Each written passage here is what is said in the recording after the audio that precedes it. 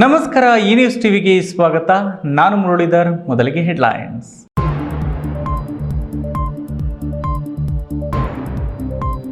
ರಾಷ್ಟ್ರೀಯ ಹೆದ್ದಾರಿ 44 ಕೈಗಾರಿಕಾ ಕಾರಿಡಾರ್ ರಸ್ತೆಯಾಗಿ ಘೋಷಣೆ. ಕೈಗಾರಿಕೆಗಳು ತಲೆ ಎತ್ತಿ ಜನರಿಗೆ ಉದ್ಯೋಗ ಕಲ್ಪಿಸುವ ಆಶಾಭಾವನೆ ಮೂಡಿಸಿದ ಕೇಂದ್ರ ಬಜೆಟ್.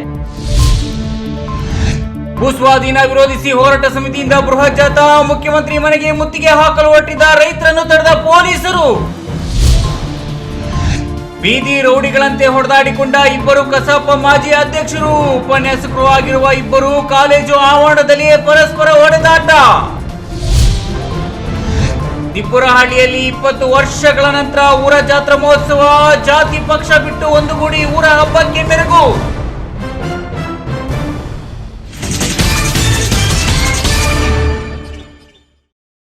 ವಾರ್ತೆಗಳ ವಿವರ.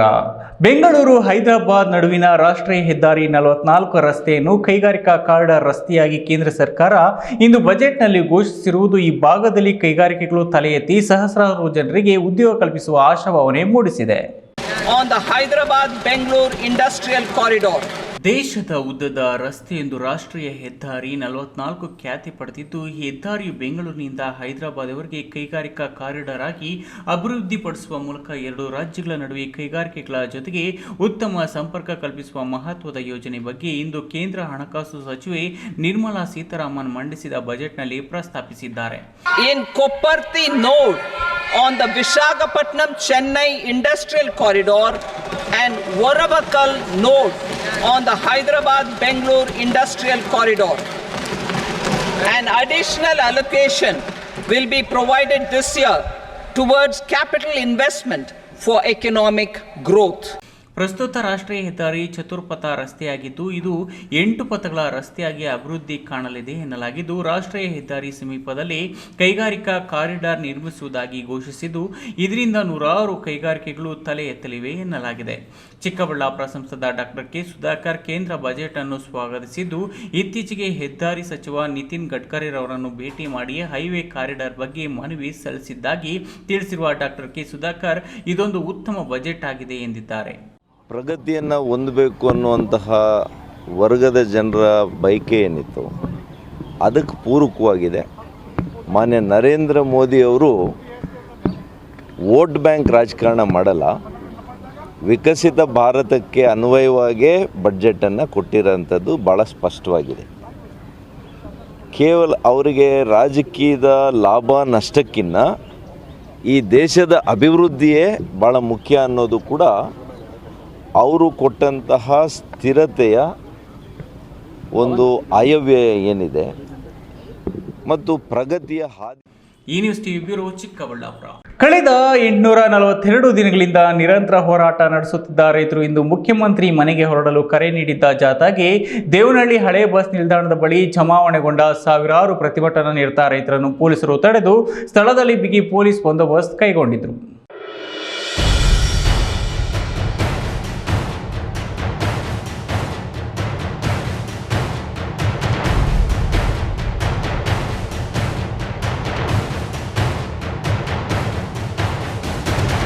ಬೆಂಗಳೂರು ಗ್ರಾಮಾಂತರ ಜಿಲ್ಲೆಯ ದೇವನಹಳ್ಳಿ ತಾಲೂಕಿನ ಚನ್ನರಾಯಪಟ್ಟಣ ರೈತರು ತಮ್ಮ ಭೂಮಿಯನ್ನು ಕೆಎಡಿಬಿಗೆ ನೀಡದೆ ನಡೆಸುತ್ತಿರುವ ಪ್ರತಿಭಟನೆ 842ನೇ ದಿನಕ್ಕೆ ಕಾಲಿಟ್ಟಿದ್ದು, ಪ್ರತಿಭಟನಾ ಕಾವು ಇದೀಗ ಸಾವಿರಾರು ರೈತರನ್ನ ಕೆರಳಿಸಿದ್ದಲ್ಲದೆ ಸಂಘ ಸಂಸ್ಥೆಗಳು ಮತ್ತು ವಿವಿಧ ಸಂಘಟನೆಗಳು ರೈತರಿಗೆ ಬೆಂಬಲ ಸೂಚಿಸಿದೆ. ರೈತರು ಜಾಥಾಗೆ ಮುಂದಾದ ವೇಳೆ ಪೊಲೀಸರ ನಡುವೆ ಮಾತಿನ ಚಕಮಕಿ ನಡೆದು ಕೆಐಎಡಿಬಿಗೆ ಭೂಸ್ವಾಧೀನ ವಿರೋಧಿಸಿ ನಡೆಸುತ್ತಿರುವ ಜಾಥಾ ಇದಾಗಿದ್ದು, ದೇವನಹಳ್ಳಿ ನಗರದಿಂದ ಹೊರಟಿದ್ದ ಜಾಥಾಗೆ ರೈತರು ಪೊಲೀಸರ ನಡುವೆ ತಳ್ಳಾಟ ನುಕ್ಕಾಟ ನಡೆದಿದ್ದು, ಬ್ಯಾರಿಕೇಡ್ಗಳನ್ನು ನುಗ್ಗಿ ಹೊರಬರಲು ರೈತರು ಯತ್ನಿಸಿದ್ದಾರೆ. ಈ ವೇಳೆ ಪ್ರತಿಭಟನಾಕಾರರನ್ನು ತಡೆಯುವಲ್ಲಿ ಪೊಲೀಸರು ಯಶಸ್ವಿಯಾಗಿದ್ದಾರೆ. ಈ ವೇಳೆ ರಸ್ತೆಯಲ್ಲಿ ಧರಣಿ ಕುಳಿತ ಪ್ರತಿಭಟನಾಕಾರರಿದ್ದ ಸ್ಥಳಕ್ಕೆ ಆಗಮಿಸಿದ ಮುಖ್ಯಮಂತ್ರಿ ರಾಜಕೀಯ ಕಾರ್ಯದರ್ಶಿ ಬಿಆರ್ ಪಾಟೀಲ್ ರೈತರನ್ನು ಮನವೊಲಿಸಲು ಪ್ರಯತ್ನಿಸಿ ವಿಫಲರಾದರು. ನಂತರ ಬಿಎಂಟಿಸಿ ಬಸ್ಗಳಲ್ಲಿ ರೈತರನ್ನ ಹತ್ತಿಸಿಕೊಳ್ಳಲು ಪೊಲೀಸರು ಹರಸಾಹಸ ಪಟ್ಟರು. ಇನ್ನು ಪೊಲೀಸರು ರೈತರನ್ನ ನಾಯಿಗಳಂತೆ ಎಳೆದೊಯ್ಯುತ್ತಿದ್ದಾರೆ ಅಂತ ರೈತರು ಪ್ರತಿಭಟನೆಯಲ್ಲಿ ಆಕ್ರೋಶ ವ್ಯಕ್ತಪಡಿಸಿದರು. ವಶಕ್ಕೆ ಪಡೆದು ಬಸ್ಸಿನಲ್ಲಿ ಕೂರಿಸಿರುವ ರೈತರನ್ನು ಬಿಡುಗಡೆ ಮಾಡುವಂತೆ ಒತ್ತಾಯವನ್ನ ಮಾಡಲಾಯಿತು. ಈ ವೇಳೆ ಸಿಐಟಿಯು ಸಂಘಟನೆಯ ಪದಾಧಿಕಾರಿಗಳು ಸೇರಿದಂತೆ ಶಾಶ್ವತ ನೀರಾವರಿ ಹೋರಾಟ ಸಮಿತಿ ಅಧ್ಯಕ್ಷ ಆಂಜನೇಯ ರೆಡ್ಡಿ, ಚುಕ್ಕಿ ನಂಜುಂಡಸ್ವಾಮಿ ನೇತೃತ್ವದಲ್ಲಿ ಸ್ಥಳೀಯ ರೈತರಿಂದ ನಡೆಯುತ್ತಿರುವ ಜಾಥಾಗೆ ಬೆಂಬಲ ಸೂಚಿಸಿದರು. ಪ್ರತಿಭಟನೆಯಲ್ಲಿ ಪ್ರಾಂತ್ಯ ರೈತ ಸಂಘದ ಯಶವಂತ್, ಚಂದ್ರತೇಜ, ಭೂಮಿ ಮತ್ತು ವಸತಿ ವಂಚಿತರ ಸಮಿತಿಯ ಸಿರಿಮನೆ ನಾಗರಾಜ್, ಕುಮಾರ್, ಸಮತಳ, ಅಖಿಲ ಭಾರತ ರೈತ ಕೃಷಿ ಕಾರ್ಮಿಕ ಸಂಘಟನೆಯ ಶಿವಪ್ರಕಾಶ್, ರೈತ ಸಂಘದ ರಾಜ್ಯ ಉಪಾಧ್ಯಕ್ಷ ವೆಂಕಟರಾಯಪ್ಪ, ವಕೀಲ ಸಿದ್ಧಾರ್ಥ ಮತ್ತಿತರರು ಇದ್ರು. ಇವರು ಅದನ್ನ ಭೂ ಕಬಳಿಕೆ ಮಾಡ್ತಾರೆ ಅಂತಂದ್ರೆ ಇದು ಎಲ್ಲಿ ಸರ್ ನ್ಯಾಯ ಇದೆ? 2013ರ ಭೂಸ್ವಾಧೀನ ನೋಟಿಫಿಕೇಶನ್ ಏನ್ ಹೇಳ್ತಾ ಇದೆ?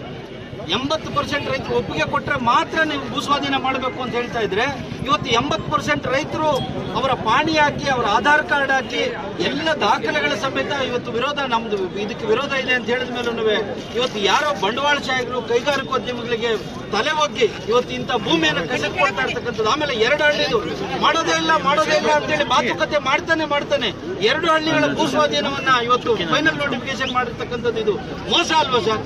Hyder Sab, news TV, Devanahalli.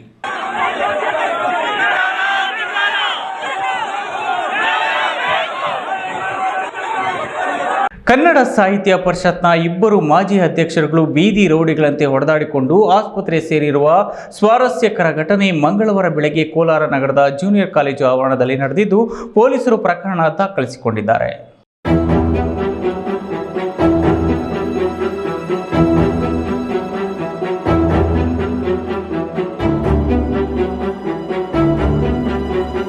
ಕೋಲಾರ ನಗರದ ಸರ್ಕಾರಿ ಜೂನಿಯರ್ ಕಾಲೇಜಿನಲ್ಲಿ ಕಸಾಬಾ ಮಾಜಿ ಅಧ್ಯಕ್ಷರು ಹಾಗೂ ಉಪನ್ಯಾಸಕರು ಆಗಿರುವ ಇಬ್ಬರು ಪರಸ್ಪರ ಹೊಡೆದಾಡಿಕೊಂಡಿರುವ ಘಟನೆ ಮಂಗಳವಾರ ಬೆಳಗ್ಗೆ ಕಾಲೇಜು ಸಮಯದಲ್ಲಿ ನಡೆದಿದೆ.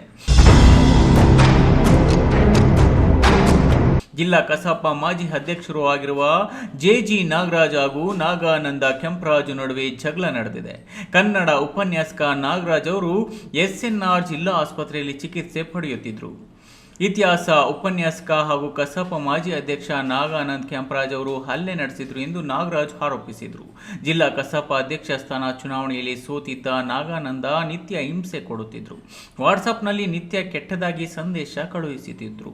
ಅದನ್ನು ಪ್ರಶ್ನಿಸಿದ್ದಕ್ಕೆ ಹಲ್ಲೆ ನಡೆಸಿದ್ದು ಬಲವಾಗಿ ಕೆನ್ನೆಗೆ ಬಾರಿಸಿದ್ರು ಎಂದರು. ಪೊಲೀಸ್ ಠಾಣೆ ಇನ್ಸ್ಪೆಕ್ಟರ್ ಸದಾನಂದ್ ಆಸ್ಪತ್ರೆಗೆ ಭೇಟಿ ನೀಡಿ ಮಾಹಿತಿ ಪಡೆದರು. ಕಸಾಪ ಪದಾಧಿಕಾರಿಗಳು, ಕನ್ನಡ ಹಾಗೂ ಇತರ ಸಂಘಟನೆಗಳ ಹೋರಾಟಗಾರರು ಆಸ್ಪತ್ರೆಗೆ ಭೇಟಿ ನೀಡಿದರು. ಇನ್ನು ಜಿಲ್ಲಾ ಕಸಾಪ ಮಾಜಿ ಅಧ್ಯಕ್ಷ ನಾಗಾನಂದ ಕೂಡ ಆಸ್ಪತ್ರೆಗೆ ದಾಖಲಾಗಿದ್ದಾರೆ. ನನ್ನ ಮೇಲೆ ಮೊದಲ ಹಲ್ಲೆ ನಡೆಸಿದ್ದು ಜೆಜಿ ನಾಗರಾಜ್ ಎಂದು ಆರೋಪ ಮಾಡಿದ್ದಾರೆ. Satish, news TV, Kolar.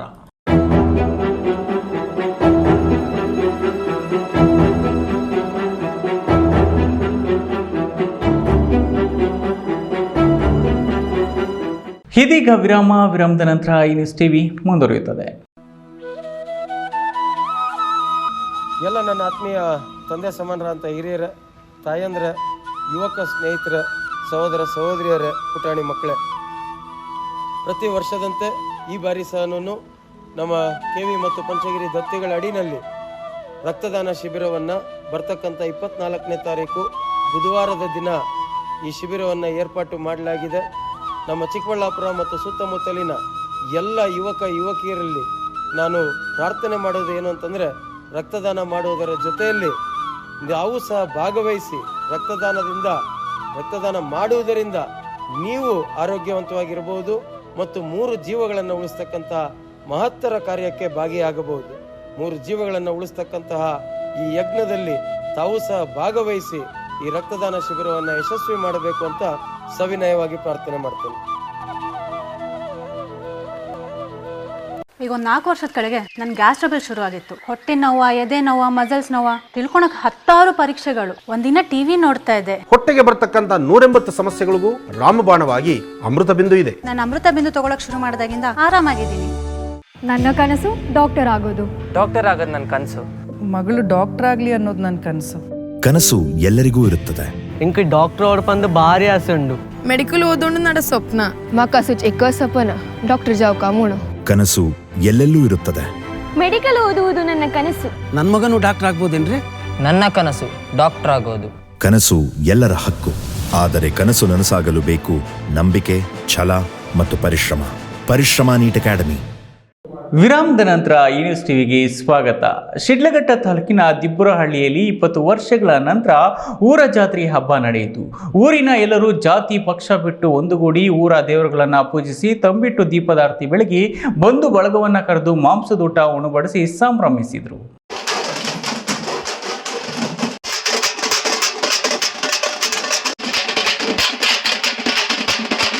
ಶಿಡ್ಲಘಟ್ಟ ತಾಲೂಕಿನ ದಿಬ್ಬುರಹಳ್ಳಿಯಲ್ಲಿ ಊರ ಹಬ್ಬ ಜಾತ್ರಾ ಮಹೋತ್ಸವ ನಡೆಯಿತು. ಇಡೀ ಊರಿಗೆ ಊರೇ ಜಾತ್ರೆಗಾಗಿ ಸಿಂಗರಗೊಂಡಿತ್ತು. ಊರ ದೇವರುಗಳ ದೇವಾಲಯಗಳು ಸುಣ್ಣ ಬಣ್ಣದಿಂದ ಕಂಗೊಳಿಸುತ್ತಿದ್ದವು. ವಿಶೇಷ ಪೂಜೆ ಪುನಸ್ಕಾರಗಳು ನಡೆದವು.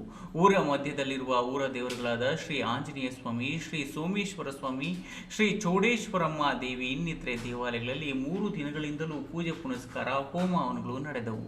ತೆಂಗಿನ ಗರಿಗಳ ಚಪ್ಪರದಿಂದ ಅಲಂಕೃತಗೊಂಡಿದ್ದ ನಾಗರ ಕಲ್ಲುಗಳ ಅಶ್ವತ್ಥ ಕಟ್ಟೆಗೆ ಹಾಲೆರೆದು ಕೈ ಮುಗಿದು ಪ್ರಾರ್ಥಿಸಲಾಯಿತು. ಗ್ರಾಮದ ಮುತ್ತೈದೆಯರು ಹೆಣ್ಣು ಮಕ್ಕಳು ತಲೆ ಮೇಲೆ ತಂಬಿಟ್ಟು ದೀಪವನ್ನು ಹೊತ್ತು ಊರಲ್ಲಿ ಪ್ರದಕ್ಷಿಣೆ ಹಾಕಿ ದೇವಾಲಯಗಳಿಗೆ ತೆರಳಿ ತಂಬಿಟ್ಟು ದೀಪದ ಆರತಿ ಬೆಳಗಿ ದೇವರಲ್ಲಿ ಕೈ ಮುಗಿದು ಇಷ್ಟಾರ್ಥಗಳು ಈಡೇರಲೆಂದು ಪ್ರಾರ್ಥಿಸಿದರು. ಕೀಲುಕುದುರೆ, ಗಾರುಡಿಗೊಂಬೆ, ತಮಟೆ ಇನ್ನಿತರೆ ಜಾನಪದ ಕಲಾ ತಂಡಗಳು ತಂಬಿಟ್ಟು ದೀಪದ ಉತ್ಸವಕ್ಕೆ ಇನ್ನಷ್ಟು ಮೆರುಗು ನೀಡಿತ್ತು. ದಿಬ್ಬುರಹಳ್ಳಿಯ ಎಲ್ಲರ ಮನೆಗಳಲ್ಲೂ ಮಾಂಸದೂಟದ ನಾನಾ ಭಕ್ಷ್ಯ ಭೋಜನ ತಯಾರಿಸಿ ಬಂಧು ಬಳಗ, ಸ್ನೇಹಿತರು, ನೆರೆಹೊರೆ ಊರಿನವರನ್ನು ಕರೆದು ಉಣಬಡಿಸಿ ಸಂಭ್ರಮಿಸಿದರು. ಜಾತಿ ಮತ ಪಕ್ಷದ ತಾರತಮ್ಯವಿಲ್ಲದೆ ಸಹಸ್ರ ಸಂಖ್ಯೆಯಲ್ಲಿ ಜಾತ್ರೆಯಲ್ಲಿ ಭಾಗವಹಿಸಿ ಊರ ಹಬ್ಬದ ಜಾತ್ರೆಗೆ ಕಳೆ ಕಟ್ಟಿದ್ರು. ಸಿಪಿಐಎಂ ಶ್ರೀನಿವಾಸ್, ದಿಬ್ಬುರಹಳ್ಳಿ ಪೊಲೀಸ್ ಠಾಣೆಯ ಎಸ್ಐ ಶ್ಯಾಮಲಾ ಹಾಗೂ ಸಿಬ್ಬಂದಿ ಸೂಕ್ತ ಪೊಲೀಸ್ ಬಂದೋಬಸ್ತ್ ನೀಡಿದ್ರು. ಶಾಸಕ ಬಿಎನ್ ರವಿಕುಮಾರ್, ಮಾಜಿ ಸಚಿವ ವಿ ಮುನಿಯಪ್ಪ, ಮಾಜಿ ಶಾಸಕ ಎಂ ರಾಜಣ್ಣ, ಕಾಂಗ್ರೆಸ್ ಮುಖಂಡ ರಾಜೀವ್ ಗೌಡ, ಪುಟ್ಟು ಆಂಜನಪ್ಪ, ಬಿಜೆಪಿ ಮುಖಂಡ ಸಿಕಲ್ ರಾಮಚಂದ್ರಗೌಡ, ಸ್ಟಾರ್ ನಿರ್ದೇಶಕ ಕೇಶವರ ಚಂದ್ರು ಇನ್ನಿತರೆ ಪ್ರಮುಖರು ಜಾತ್ರಾ ಮಹೋತ್ಸವದಲ್ಲಿ ಭಾಗವಹಿಸಿದ್ರು. ವೀರಪುರ ಮಂಜುನಾಥ್, ಈ ನ್ಯೂಸ್ ಟಿವಿ, ಶಿಡ್ಲಘಟ್ಟ.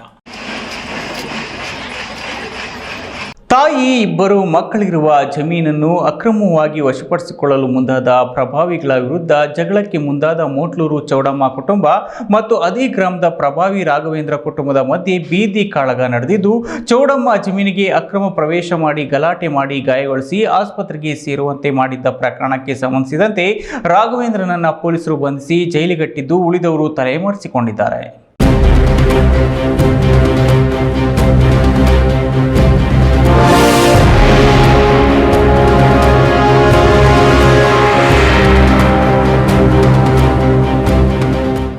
ಚಿಕ್ಕಬಳ್ಳಾಪುರ ತಾಲೂಕು ಮೋಟ್ಲೂರು ಗ್ರಾಮದಲ್ಲಿ ಚೌಡಮ್ಮ ಎನ್ನುವರಿಗೆ ಸೇರಿದ ಸರ್ವೆ ನಂಬರ್ 9/2ರಲ್ಲಿನ 2 ಎಕರೆ 17 ಗುಂಟೆ ಜಮೀನಿಗೆ ಇದೇ ಗ್ರಾಮದ ರಘು ಅಲಿಯಾಸ್ ರಾಘವೇಂದ್ರ ಎನ್ನುವರ ಕುಟುಂಬದ ಸದಸ್ಯರು ಅಕ್ರಮವಾಗಿ ಪ್ರವೇಶಿಸಿ ನಿನ್ನೆ ಚೌಡಮ್ಮ ಮಗಳು ಇಂದಿರಮ್ಮ ಅವರ ಸೊಸೆ ಪದ್ಮಶ್ರೀ, ಗೋಪಿ ಹಾಗೂ ರಮೇಶ್ ಎನ್ನುವರನ್ನ ಅದೇ ಜಮೀನಿನಲ್ಲಿ ಕಲ್ಲು ಮಣ್ಣುಗಳಿಂದ ಹೊಡೆದು ಗಾಯಗೊಳಿಸಿದ್ರು. ಮೈಮೇಲಿನ ಬಟ್ಟೆ ಹರಿದು ವಿರೂಪಗೊಳಿಸಿದ್ರು. ಚೌಡಮ್ಮ ಜಮೀನನ್ನ ಕಬಳಿಸುವ ಉದ್ದೇಶದಿಂದ ತನ್ನದಲ್ಲದ ಜಮೀನಿನಲ್ಲಿ ಮಹಾಗಣಿ ಗಿಡ ನಾಟಿ ಮಾಡಿದ್ರು. ಇದನ್ನ ಕಂಡ ಚೌಡಮ್ಮ ಮಕ್ಕಳು ಆ ಗಿಡಗಳನ್ನ ಕಿತ್ತೆಸೆದಿದ್ರು. ಅದೇ ನೆಪದಲ್ಲಿ ರಘು ಮತ್ತು ಅವರ ಕುಟುಂಬದ ಸದಸ್ಯರು ಹೊಡೆದು ಗಾಯಗೊಳಿಸಿ ಆಸ್ಪತ್ರೆ ಸೇರಿಸುವಂತೆ ಮಾಡಿದ್ರ ಹಿನ್ನೆಲೆಯಲ್ಲಿ ಪದ್ಮಶ್ರೀ, ಇಂದಿರಮ್ಮ ಹಾಗೂ ರಮೇಶ್ ಗೋಪಿ ಎನ್ನುವರು ನೀಡಿದ್ದ ಪೊಲೀಸ್ ಕೇಸ್ನಲ್ಲಿ ರಾಘವೇಂದ್ರ ಎನ್ನುವರನ್ನ ಬಂಧಿಸಿ ರಾತ್ರಿಯೇ ಜೈಲಿಗಟ್ಟಿದ್ದಾರೆ. ಈತ ಈ ಹಿಂದೆ 4-5 ದೊಂಬಿ ಕೇಸುಗಳಲ್ಲಿ ದಾಂಧಲೆ ನಡೆಸಿ ಪೊಲೀಸ್ ಪ್ರಕರಣಗಳಲ್ಲಿ ಬೇಕಾಗಿದ್ದನು ಎನ್ನಲಾಗಿದ್ದು, ನಿನ್ನೆ ಲಾಕ್ ಮಾಡಿದ ಪೊಲೀಸರು ಜೆಸಿಗೆ ಕಳುಹಿಸಿದ್ದಾರೆ. ರಾಘವೇಂದ್ರ ಎನ್ನುವರನ್ನ ಬಂಧಿಸಿದ ಕೂಡಲೇ ಆತನ ಜೊತೆಯಲ್ಲಿ ಎಫ್ಐಆರ್ ಆಗಿದ್ದ ಉಳಿದ ಸದಸ್ಯರು ತಲೆಮರೆಸಿಕೊಂಡಿದ್ದು, ಪೊಲೀಸರು ಅವರನ್ನ ಬಂಧಿಸಲು ಬಲೆ ಬೀಸಿದ್ದಾರೆ ಎನ್ನಲಾಗಿದೆ. ನನ್ನ ಹೆಸರು ಪದ್ಮಶ್ರೀ. ಅಲ್ಲೇ ಮಾಡ್ತಿದ್ದೆ ನಾವು ಹೋಗಿರಲಿಲ್ಲ ಅಲ್ಲಿಗೆ. ಪೊಲೀಸವ್ರು ಬಂದಲ್ಲೇ ಹೋಗಿದ್ದು, ಅವರೆಲ್ಲ ಬಂದಿದ್ದು ಹೋಗಿದ್ದು. ಪೊಲೀಸವ್ರು ಬಂದಲ್ಲೇ ಹೋಗಿದ್ದೆ. ಹೋದರೆ ಅವರು ಏನೋ ಅಂದರು. ಅದಕ್ಕೆ ನಾವು ಸುಮ್ಮನೆ ಇದು ಕಲ್ ತಗೊಂಡು ಜಗದೀಶ್ ಅಲ್ಲ ಕಲ್ ತಗೊಂಡು ಹಾಕಿದ್ದೆ ನಿಮಗೋಸ್ಕರ. ಅದು ನಮ್ಮ ಅಜ್ಜಿ ಹೆಸರಲ್ಲಿ ಇರೋದು ಗಿಡಗಳಿಟ್ಟಿದ್ದಂತೆ. ಗಿಡಗಳಿಟ್ಟಿದ್ರೆ ಅದು ಏನು ಮಾಡೋರೋ ಗೊತ್ತಿಲ್ಲ ನಮಗೆ. ನಾವು ಊರಿಂದ ಬಂದಿದ್ದರೆ ಅವರು ಹೊಡೆಯಕ್ಕೆ ಬಂದು KS ನಾರಾಯಣಸ್ವಾಮಿ, ಈ ನ್ಯೂಸ್ ಟಿವಿ, ಚಿಕ್ಕಬಳ್ಳಾಪುರ.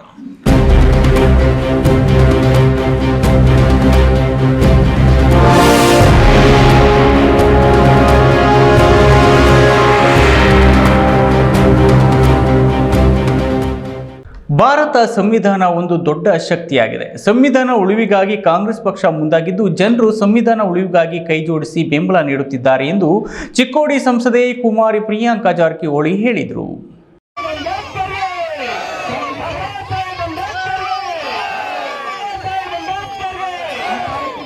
ಮಾಲೂರು ತಾಲೂಕಿನ ರಾಜೇನಹಳ್ಳಿ ಗ್ರಾಮದಲ್ಲಿ ಡಾಕ್ಟರ್ ಬಿಆರ್ ಅಂಬೇಡ್ಕರ್ ಅವರ ಪುತ್ಥಳಿ ಲೋಕಾರ್ಪಣೆ ಕಾರ್ಯಕ್ರಮದಲ್ಲಿ ಚಿಕ್ಕೋಡಿ ಸಂಸದೆ ಕುಮಾರಿ ಪ್ರಿಯಾಂಕಾ ಜಾರಕಿಹೊಳಿ ಭಾಗವಹಿಸಿ ಮಾತನಾಡಿ, ನಾನು ಸಹ ಅತಿ ಚಿಕ್ಕ ವಯಸ್ಸಿನಲ್ಲಿ ಪಾರ್ಲಿಮೆಂಟ್ ಭವನಕ್ಕೆ ಹೆಜ್ಜೆ ಇಡಲು ನಮ್ಮ ಭಾರತ ಸಂವಿಧಾನ ಕಾರಣ.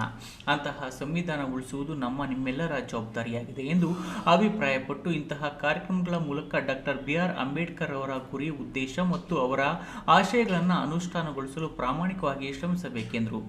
ನಾನು ಇಷ್ಟು ಚಿಕ್ಕ ವಯಸ್ಸಿಗೆ ಒಂದು ಸಂಸದರಾಗಕ್ಕೆ ನಮ್ಮ ಭಾರತ ಸಂವಿಧಾನ ಕಾರಣ ಅಂತ ಹೇಳಿಕೆ ಬಯಸ್ತೇನೆ.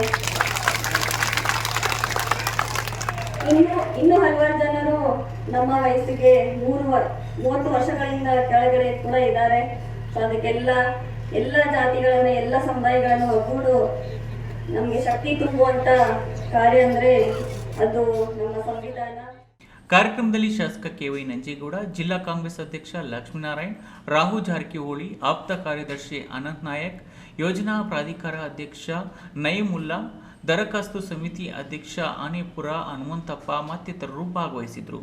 ಕೇಶವ್, ಈ ನ್ಯೂಸ್ ಟಿವಿ, ಮಾಲೂರು. ಸಿಬಿವಿ ಮತ್ತು ಕೆವಿ ದತ್ತಿ ಸಂಸ್ಥೆಗಳ 28ನೇ ದತ್ತಿ ದಿನಾಚರಣೆ ಅಂಗವಾಗಿ ಮೆಗಾ ರಕ್ತದಾನ ಶಿಬಿರ ಹಮ್ಮಿಕೊಳ್ಳಲಾಗಿದ್ದು, 3,000ಕ್ಕೂ ಹೆಚ್ಚು ಯೂನಿಟ್ ರಕ್ತ ಸಂಗ್ರಹ ಮಾಡುವ ಗುರಿ ಹೊಂದಲಾಗಿದೆ. ಅದಕ್ಕಾಗಿ ಒಳಾಂಗಣ ಕ್ರೀಡಾಂಗಣದಲ್ಲಿ 160 ಹಾಸಿಗೆಗಳು, ಮೊಬೈಲ್ ವ್ಯಾನ್ಗಳಲ್ಲಿ ರಕ್ತ ಸಂಗ್ರಹಿಸಲು ತಯಾರಿ ಮಾಡಿಕೊಳ್ಳಲಾಗಿದೆ ಎಂದು ಅಧ್ಯಕ್ಷ ನವೀನ್ ಕಿರಣ್ ತಿಳಿಸಿದ್ದಾರೆ.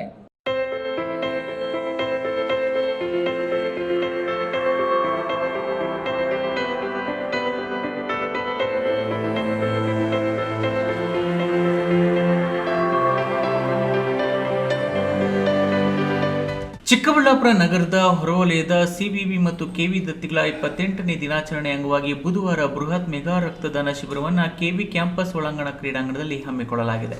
ರಾಜ್ಯದಲ್ಲಿಯೇ ದಾಖಲೆ ಮಟ್ಟದ ರಕ್ತದಾನ ಶಿಬಿರ ಇದಾಗಲಿದ್ದು, ಒಂದೇ ದಿನ 3,000 ಯೂನಿಟ್ ರಕ್ತ ಸಂಗ್ರಹಿಸುವ ಗುರಿ ಈ ಶಿಬಿರದಲ್ಲಿ ಇಟ್ಟುಕೊಳ್ಳಲಾಗಿದೆ. ಅದಕ್ಕಾಗಿ 150ರಿಂದ 160 ಹಾಸಿಗೆಗಳು ಸಿದ್ಧವಾಗಿದ್ದು, ಇದರ ಜೊತೆಗೆ ದೈಹಿಕ ಶಿಕ್ಷಣ ಸಂಸ್ಥೆ ಕಚೇರಿಯಲ್ಲಿ ರೆಡ್ ಕ್ರಾಸ್ ಸಂಸ್ಥೆ ಕಳುಹಿಸುವ 2 ಬಸ್ಗಳಲ್ಲೂ ರಕ್ತ ಸಂಗ್ರಹಕ್ಕೆ ವ್ಯವಸ್ಥೆ ಮಾಡಿಕೊಳ್ಳಲಾಗಿದೆ.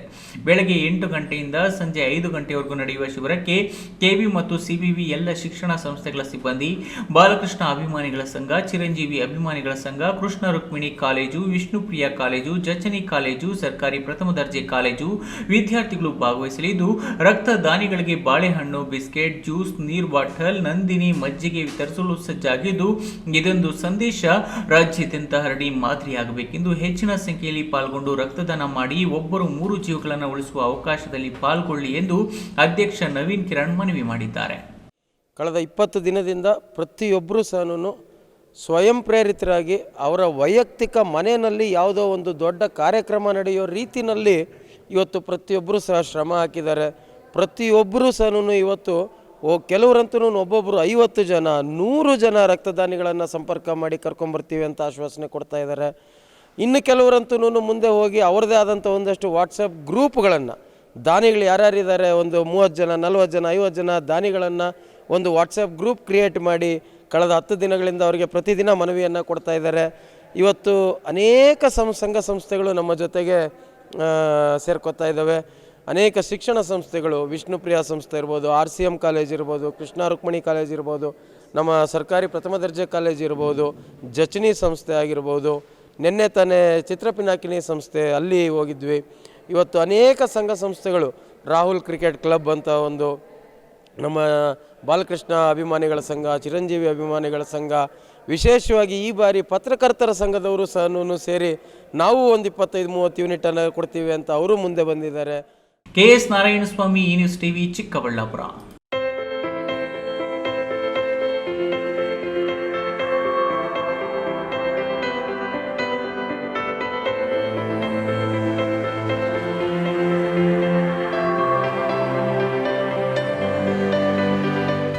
ವೀರಶೈವ ಸಮುದಾಯದವರಿಗೆ ಆಚಾರ ವಿಚಾರ ಸಂಪ್ರದಾಯ ಮತ್ತು ಪರಂಪರೆಗಳ ಮಹತ್ವದ ಬಗ್ಗೆ ಪ್ರಜ್ಞೆ ಮೂಡಿಸಿ ಮಕ್ಕಳನ್ನು ವಿದ್ಯಾವಂತರನ್ನಾಗಿ ಮಾಡುವ ಧೈರ್ಯದಿಂದ ಆನಗಲ್ ಕುಮಾರಸ್ವಾಮಿ ಅವರು 1902ರಲ್ಲಿ ಅಖಿಲ ಭಾರತ ವೀರಶೈವ ಮಹಾಸಭೆಯನ್ನು ಸ್ಥಾಪಿಸಿದರು ಎಂದು ಶ್ರೀ ಕ್ಷೇತ್ರ ಸಿದ್ದರಬೆಟ್ಟದ ಶಿವಾಚಾರ್ಯ ಸ್ವಾಮೀಜಿಯವರು ತಿಳಿಸಿದರು.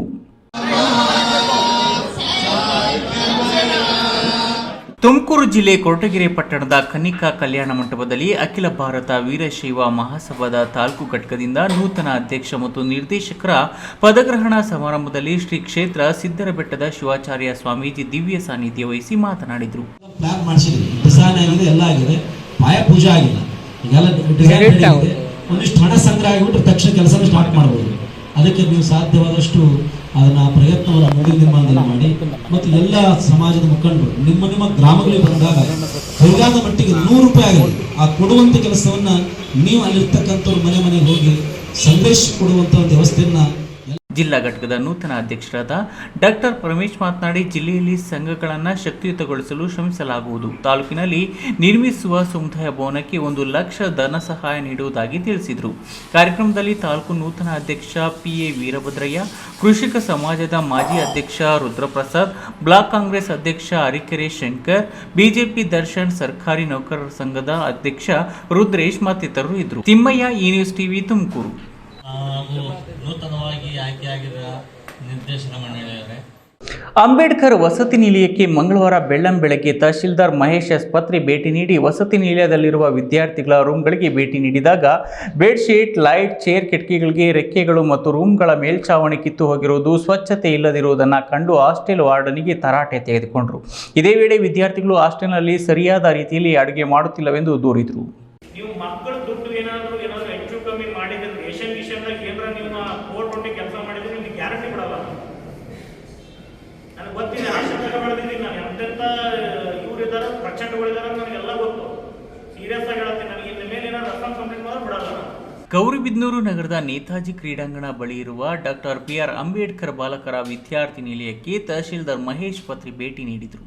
ಈ ವೇಳೆ ಮಾಧ್ಯಮಗಳೊಂದಿಗೆ ಮಾತನಾಡಿದವರು, ಜಿಲ್ಲಾಧಿಕಾರಿ ಮತ್ತು ಶಾಸಕರ ನಿರ್ದೇಶನದಂತೆ ಹಾಸ್ಟೆಲ್ಗೆ ಭೇಟಿ ನೀಡಲಾಗಿದೆ. ಪ್ರತಿ ತಿಂಗಳು ಹಾಸ್ಟೆಲ್ ಕುಂದುಕೊರತೆಗಳ ಬಗ್ಗೆ ಜಿಲ್ಲಾಧಿಕಾರಿಗಳಿಗೆ ವರದಿ ಮಾಡಬೇಕಾಗಿರುತ್ತದೆ ಮತ್ತು ಸಂಬಂಧಪಟ್ಟ ಅಧಿಕಾರಿಗಳಿಗೆ ತಿಳಿಸಿ ಅದನ್ನು ಸರಿಪಡಿಸುವ ಜವಾಬ್ದಾರಿ ತಹಶೀಲ್ದಾರ್ ಅವರ ಕೆಲಸವಾಗಿರುತ್ತದೆ. ಹಾಗಾಗಿ ಇಂದು ಬೆಳಗ್ಗೆ ವಸತಿ ನಿಲಯಕ್ಕೆ ಭೇಟಿ ನೀಡಲಾಗಿದೆ. ವಿದ್ಯಾರ್ಥಿಗಳು ಹಾಸ್ಟೆಲ್ನಲ್ಲಿರುವ ಕುಂದುಕೊರತೆಗಳ ಬಗ್ಗೆ ತಿಳಿಸಿದ್ದಾರೆ. ಸಂಬಂಧಪಟ್ಟ ವಾರ್ಡನ್ಗೆ ಸರಿಪಡಿಸಬೇಕೆಂದು ತಿಳಿಸಲಾಗಿದೆ. ಸರ್ಕಾರ 1 ತಿಂಗಳಿಗೆ 1 ವಿದ್ಯಾರ್ಥಿಗೆ 5,000 ರಿಂದ 6,000 ಖರ್ಚು ಮಾಡುತ್ತದೆ. ವಿದ್ಯಾರ್ಥಿಗಳು ಮೊಬೈಲ್ ಅನ್ನು ಪಕ್ಕಕ್ಕೆ ಇಟ್ಟು ಓದುವುದರ ಕಡೆ ಗಮನ ಕೊಡಬೇಕು. ವಾರ್ಡನ್ಗಳು ಹಾಸ್ಟೆಲ್ನಲ್ಲಿ ವಾಸವಿರಬೇಕು, ಆದರೆ ಅಲ್ಲಿ ಇರುವುದಿಲ್ಲ, ಬೇರೆ ಕಡೆ ವಾಸವಿದ್ದಾರೆ ಎಂದು ಗಮನಕ್ಕೆ ಬಂದಿದೆ. ಇದರ ಬಗ್ಗೆ ಜಿಲ್ಲಾಧಿಕಾರಿಗಳಿಗೆ ವರದಿ ಸಲ್ಲಿಸುತ್ತೇನೆ ಎಂದರು. ಜಿಲ್ಲಾಧಿಕಾರಿಗಳ ನಿರ್ದೇಶನ ಅನ್ವಯ ಹಾಗೂ ಮಾನ್ಯ ಶಾಸಕರ ನಿರ್ದೇಶನದ ಅನ್ವಯ ಇವತ್ತೇನಾಗಿದೆ, ಹಾಸ್ಟೆಲ್ಗಳಿಗೆ ನಮ್ಮದು ಒಂದು ರೂಟೀನ್ ಕೆಲಸ ಇರುತ್ತೆ ತಹಶೀಲ್ದಾರ್ಗಳದ್ದು. ಪ್ರತಿ ತಿಂಗಳು ನಾವು ಅವನ್ನ ಭೇಟಿ ಮಾಡಿ ಏನಾದರೂ ಅಲ್ಲಿ ಕುಂದು ಕೊರತೆಗಳಿದ್ದರೆ ಅವನ್ನ ಜಿಲ್ಲಾಧಿಕಾರಿಗಳಿಗೆ ವರದಿ ಮಾಡಬೇಕು ಮತ್ತು ಸಂಬಂಧಪಟ್ಟವ್ರಿಗೆ ಹೇಳಿ ಅದನ್ನು ಸರಿಪಡಿಸೋದನ್ನು ಕೂಡ ನಮ್ಮ ಕೆಲಸ ಆಗಿರುತ್ತೆ. ತಹಶೀಲ್ದಾರ್ ಅಂತ ನಮ್ಮ ಕೆಲಸ ಆಗಿರುತ್ತೆ.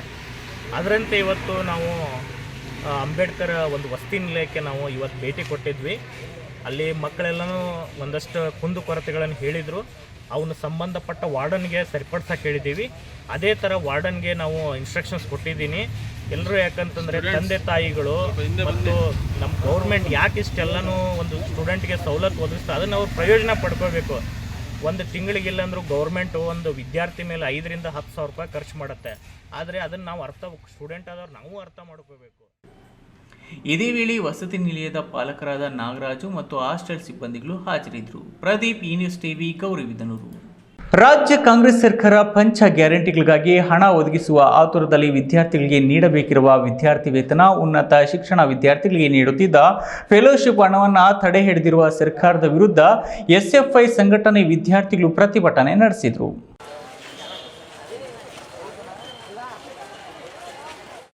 ಚಿಕ್ಕಬಳ್ಳಾಪುರ ಜಿಲ್ಲೆ ಸೇರಿದಂತೆ ರಾಜ್ಯದೆಲ್ಲೆಡೆ ಒಬಿಸಿ, ಎಸ್ಸಿ, ಎಸ್ಟಿ ಹಾಗೂ ಅಲ್ಪಸಂಖ್ಯಾತರಿಗೆ ವಿದ್ಯಾರ್ಥಿ ವೇತನ ನೀಡುತ್ತಿಲ್ಲ. ಉನ್ನತ ಶಿಕ್ಷಣಕ್ಕಾಗಿ ನೀಡುತ್ತಿದ್ದ ಫೆಲೋಶಿಪ್ ಹಣವನ್ನು ಬಿಡುಗಡೆ ಮಾಡಿಲ್ಲ. ಆದ್ದರಿಂದ ಅಭ್ಯಾಸಕ್ಕಾಗಿ ಪುಸ್ತಕ ಖರೀದಿಸಿಕೊಳ್ಳಲು ಕಷ್ಟಕರವಾಗಿದೆ.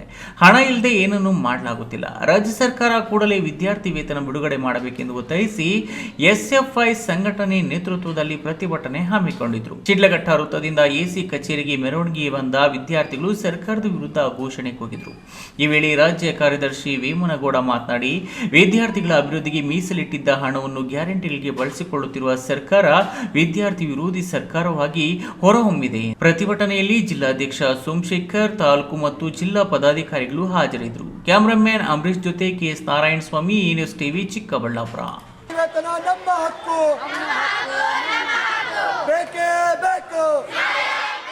ದುಶ್ಚಟ ಮುಕ್ತ ಸಮಾಜದ ನಿರ್ಮಾಣ ನಮ್ಮೆಲ್ಲರ ಹೊಣೆ ಎಂಬ ಧ್ಯೇಯ ವಾಕ್ಯದಂತೆ ಮಧ್ಯವರ್ಜನ ಶಿಬಿರಗಳನ್ನು ತಾಲೂಕಿನ ಕೆಲವು ಕಡೆ ನಡೆಸಿ ಪಾನಮುಕ್ತ ಸಮಾಜ ನಿರ್ಮಾಣಕ್ಕೆ ನಿರಂತರ ಪ್ರಯತ್ನ ಮಾಡಲಾಗುತ್ತಿದೆ ಎಂದು ಜನಜಾಗೃತಿ ವೇದಿಕೆ ಅಧ್ಯಕ್ಷ ಯಲವಳ್ಳಿ ರಮೇಶ್ ತಿಳಿಸಿದರು.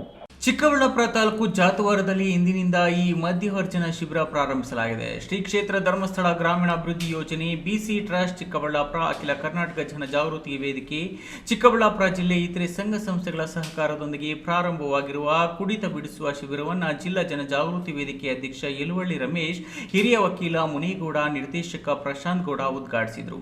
ಈ ವೇಳೆ ಯಲವಳ್ಳಿ ಎನ್ ರಮೇಶ್ ಮಾತನಾಡಿ, ಅಖಿಲ ಕರ್ನಾಟಕ ಜನಜಾಗೃತಿ ವೇದಿಕೆ ಮುಖಾಂತರ ಅನೇಕ ಕಾರ್ಯಕ್ರಮಗಳು ನಡೆಯುತ್ತಿದ್ದು, ದುಶ್ಚಟ ಮುಕ್ತ ಸಮಾಜದ ನಿರ್ಮಾಣ ನಮ್ಮೆಲ್ಲರ ಹೊಣೆ ಎಂಬ ಧ್ಯೇಯ ವಾಕ್ಯದಂತೆ ದುಶ್ಚಟ ಮುಕ್ತ ಸಮಾಜ ನಿರ್ಮಾಣಕ್ಕಾಗಿ ವಿದ್ಯಾರ್ಥಿಗಳಿಗೋಸ್ಕರ ಶಾಲಾ ಕಾಲೇಜುಗಳಲ್ಲಿ ಸ್ವಾಸ್ಥ್ಯ ಸಂಕಲ್ಪ ಎಂಬ ಕಾರ್ಯಕ್ರಮ ಮೂಲಕ ನಿರಂತರವಾಗಿ ಜಾಗೃತಿ ಮೂಡಿಸಲಾಗುತ್ತಿದೆ ಎಂದರು.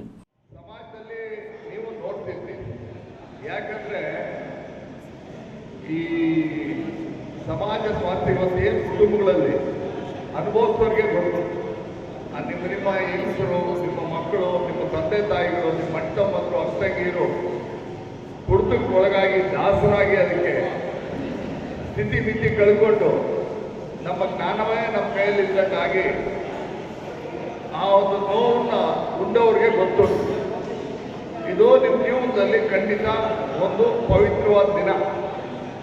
ನಿಮ್ಮ ಮನೆಯವರು ಎಷ್ಟು ಕೈ ಮುಗಿದು ಧರ್ಮಸ್ಥಳ ಗ್ರಾಮೀಣಾಭಿವೃದ್ಧಿ ಯೋಜನೆ ಅವರಿಗೆ, ಜಿಲ್ಲಾ ಜನಜಾತಿ ಯೋಜನೆ ಅವರಿಗೆ ಎಷ್ಟು ಕೈ ಮುಗಿದು ಎಷ್ಟು ನಮನಗಳೇ ಇರ್ತಾರೆ ಇವತ್ತಿಗೆ ದಿವಸಕ್ಕೆ.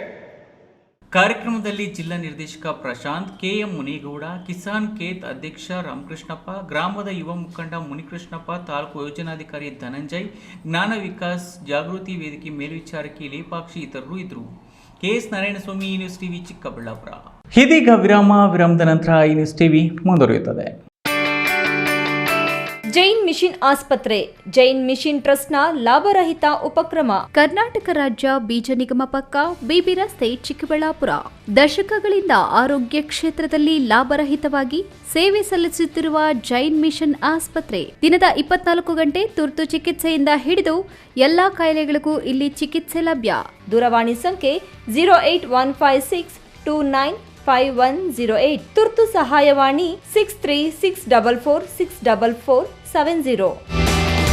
ಮಕ್ಕಳ ಹೈಯರ್ ಎಜುಕೇಶನ್, ಮಗಳ ಮದುವೆ, ಕನಸಿನ ಸ್ವಂತ ಮನೆ, ಇಷ್ಟಕ್ಕೆಲ್ಲ ಹಣ ಹೇಗ್ ಹೊಂದ್ಸೋದು ಅಂತ ಟೆನ್ಷನ್ ಅಲ್ಲಿದ್ದೀರಾ? ಇರೋ ಚಿನ್ನನ ಅಡ ಇಡೋಕ್ ಹೋದ್ರೆ ಬಡ್ಡಿ ಮೇಲ್ ಬಡ್ಡಿ ಕಟ್ಬೇಕು. ಬೇಡ, ಮಾರ್ಬಿಡೋಣ ಅಂದ್ರೆ ಅರ್ಧ ಬೆಲೆ ಕೇಳ್ತಾರೆ ಅನ್ನೋ ಆತಂಕದಲ್ಲಿದ್ದೀರಾ? ಟೆನ್ಷನ್ ಬಿಡಿ, ಇಂದೇ ಹಿಂದೂಸ್ತಾನ್ ಗೋಲ್ಡ್ ಕಂಪನಿಗೆ ಬನ್ನಿ. ನೀವ್ ಅಡ ಇಟ್ಟಿರೋ ಚಿನ್ನವನ್ನ ಬಿಡಿಸ್ತಾರೆ ಹಾಗೂ ನಿಮ್ಮಲ್ಲಿರೋ ಚಿನ್ನವನ್ನ ಇಂದಿನ ಆನ್ಲೈನ್ ಬೆಲೆಗೆ ಕೊಂಡುಕೊಂಡು ತಕ್ಷಣ ನಿಮ್ ಬಾಕಿ ಹಣ ಕೊಡ್ತಾರೆ. ಹಿಂದೂಸ್ತಾನ್ ಗೋಲ್ಡ್ ಕಂಪನಿ, ಇದು ನಿಮ್ಮ company. Hindustan gold company, it's your company. ವಿರಾಮದ ನಂತರ ಈ ನ್ಯೂಸ್ ಟಿವಿಗೆ ಮತ್ತೊಮ್ಮೆ ಸ್ವಾಗತ. ಇದೀಗ ಸಂಕ್ಷಿಪ್ತ ಸುದ್ದಿಗಳು. ಕರ್ನಾಟಕ ರಾಜ್ಯ ಅನುಮತಿ ಪಡೆದ ವಿದ್ಯುತ್ ಗುತ್ತಿಗೆದಾರರ ಸಂಘದ 2023-24ರಿಂದ 2027ರ ಅವಧಿಯ ಆಡಳಿತ ಮಂಡಳಿಗೆ ಜುಲೈ 26ರಂದು ಚುನಾವಣೆ ನಿಗದಿಯಾಗಿದೆ. ಈ ಚುನಾವಣೆಯಲ್ಲಿ 17 ಸ್ಥಾನಗಳ ಪೈಕಿ 1 ಅಧ್ಯಕ್ಷ ಸ್ಥಾನ, 2 ಉಪಾಧ್ಯಕ್ಷ ಸ್ಥಾನ ಬಿಟ್ಟು 14 ಮಂದಿ ಜುಲೈ 12ರಂದು ಅವಿರೋಧವಾಗಿ ಆಯ್ಕೆಯಾಗಿದ್ದಾರೆ. ಜುಲೈ 26ರಂದು ಸಂಘದ ಸದಸ್ಯರು 3 ಮಂದಿಗೆ ತಪ್ಪದೆ ಮತ ಚಲಾಯಿಸುವ ಸಂಘದ ಏಳಿಗೆಯನ್ನು ಪ್ರೋತ್ಸಾಹಿಸಬೇಕು ಎಂದು ಜಿಲ್ಲಾಧ್ಯಕ್ಷ ರಾಜಣ್ಣ ಮನವಿ ಮಾಡಿದರು. ಅವರು ಜಿಲ್ಲಾ ಪತ್ರಕರ್ತರ ಭವನದಲ್ಲಿ ಸುದ್ದಿಗೋಷ್ಠಿಯಲ್ಲಿ ಮಾಹಿತಿ ನೀಡಿ ಟಿಎಸ್ ಬಾಬು ಬಣದ ಸದಸ್ಯರು ಜುಲೈ 26ರಂದು ನಡೆಯುವ ಚುನಾವಣೆ ಬಗ್ಗೆ ಮತದಾರರಿಗೆ ತಪ್ಪು ಸಂದೇಶ ನೀಡುತ್ತಿದ್ದಾರೆ. ಕೇವಲ ಅಧ್ಯಕ್ಷ ಸ್ಥಾನಕ್ಕೆ ಮಾತ್ರ ಚುನಾವಣೆ ನಡೆಯುತ್ತಿದ್ದು ಕ್ರಮ ಸಂಖ್ಯೆ 1ಕ್ಕೆ ಮಾತ್ರ ಮತ ಚಲಾಯಿಸಿ ಎಂದು ಹೇಳುವ ಮೂಲಕ ಸಂಘದ ಬೈಲಾ ಉಲ್ಲಂಘನೆ ಮಾಡುತ್ತಿದ್ದಾರೆ. ವಾಸ್ತವವಾಗಿ 1 ಅಧ್ಯಕ್ಷ ಸ್ಥಾನ, 2 ಉಪಾಧ್ಯಕ್ಷ ಸ್ಥಾನ, ಒಟ್ಟು 3 ಸ್ಥಾನಗಳಿಗೆ ಚುನಾವಣೆ ನಡೆಯಲಿದೆ ಎಂದು ಸ್ಪಷ್ಟೀಕರಣ ನೀಡಿದ್ದು, ನಮ್ಮ ಬಣದಲ್ಲಿ ಅಧ್ಯಕ್ಷ ಸ್ಥಾನಕ್ಕೆ ಗೌರಿಬಿದನೂರಿನ ವೈಎಸ್ ನರಸಿಂಹಮೂರ್ತಿ, ಶಿಡ್ಲಘಟ್ಟ ನಗರದ ಜಿ ಆಂಜಿನಪ್ಪ, ಚಿಂತಾಮಣಿ ನಗರದ ವೆಂಕಟೇಶ್ವರ ಬೈರೆಡ್ಡಿ ಸ್ಪರ್ಧಿಸಿದ್ದು, ಇವರಿಗೆ ನಿಮ್ಮ ಅಮೂಲ್ಯವಾದ ಮತಗಳನ್ನು ಚಲಾಯಿಸಿ 2ನೇ ಬಾರಿಗೆ ಆಯ್ಕೆ ಮಾಡಬೇಕೆಂದು ಮನವಿ ಮಾಡಿದರು.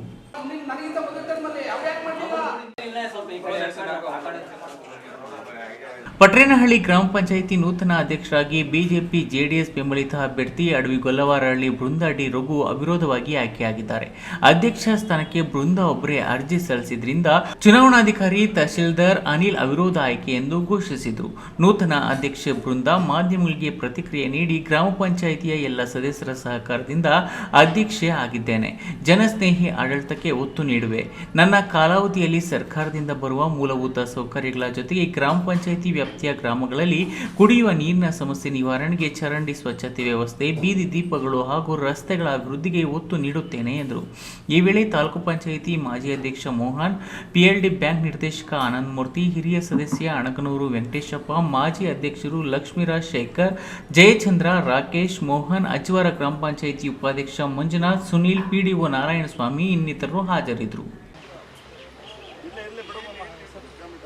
ಗೌರಿಬಿದನೂರು ನಗರಸಭೆ ವ್ಯಾಪ್ತಿಯ ಕೊಳಚೆ ಪ್ರದೇಶಗಳ ಅಭಿವೃದ್ಧಿಗೆ ಸುಮಾರು 3 ಕೋಟಿ ಅನುದಾನ ನೀಡಬೇಕೆಂದು ಶಾಸಕ ಕೆಎಚ್ ಪುಟ್ಟಸ್ವಾಮಿ ಗೌಡರವರು ಸರ್ಕಾರಕ್ಕೆ ಮನವಿ ಮಾಡಿದ್ದಾರೆ. ವಿಧಾನಸೌಧದಲ್ಲಿ ನಡೆಯುತ್ತಿರುವ ಮಳೆಗಾಲದ ಅಧಿವೇಶನದಲ್ಲಿ ಮಾತನಾಡಿದ ಶಾಸಕ ಕೆಎಚ್ ಪುಟ್ಟಸ್ವಾಮಿ ಗೌಡರವರು, ಗೌರಿಬಿದನೂರು ನಗರದ ನೆಹರು ಕಾಲೋನಿ, ಸಂತೆ ಮೈದಾನ, ಎಡಿ ಕಾಲೋನಿ, ಕಾಕನತೋಪು ಮತ್ತು ದೇವರಹೊಸಹಳ್ಳಿ ಪ್ರದೇಶಗಳನ್ನು ಕೊಳಚೆ ಪ್ರದೇಶಗಳೆಂದು ಘೋಷಿಸಲಾಗಿದ್ದು, ಈ ಪ್ರದೇಶಗಳಲ್ಲಿ 5,000ಕ್ಕೂ ಹೆಚ್ಚು ಜನರು ವಾಸ ಮಾಡುತ್ತಿದ್ದಾರೆ. ಹಾಗಾಗಿ ಈ ಪ್ರದೇಶಗಳಲ್ಲಿ ಚರಂಡಿ, ರಸ್ತೆ ಸೇರಿದಂತೆ ಮೂಲಭೂತ ಸೌಲಭ್ಯಗಳನ್ನು ಒದಗಿಸಲು 3 ಕೋಟಿಯಷ್ಟು ಅನುದಾನ ನೀಡಬೇಕೆಂದು ಸರ್ಕಾರಕ್ಕೆ ಮನವಿ ಮಾಡಿದರು. ಈ ವೇಳೆ ಸಚಿವ ಜಮೀರ್ ಅಹಮದ್ ರವರು ಅನುದಾನ ನೀಡುವ ಭರವಸೆ ನೀಡಿದರು. ಗೌರಿಬಿದನೂರು ತಾಲೂಕು ಛಾಯಾಗ್ರಾಹಕರ ಸಂಘದ ವತಿಯಿಂದ ಛಾಯಾಗ್ರಾಹಕರಿಗೆ ಸೌಹಾರ್ದತೆಯ ಕ್ರಿಕೆಟ್ ಪಂದ್ಯಾವಳಿ ಹಮ್ಮಿಕೊಳ್ಳಲಾಗಿತ್ತು.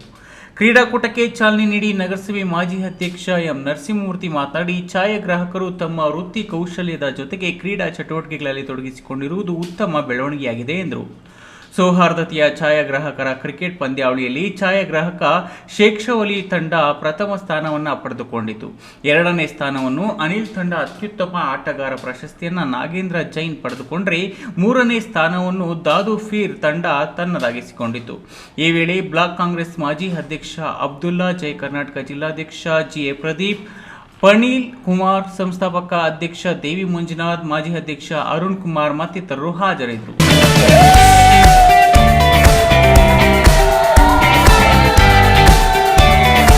ಕೊನೆಯದಾಗಿ ಮತ್ತೊಮ್ಮೆ ಹೆಡ್ಲೈನ್ಸ್.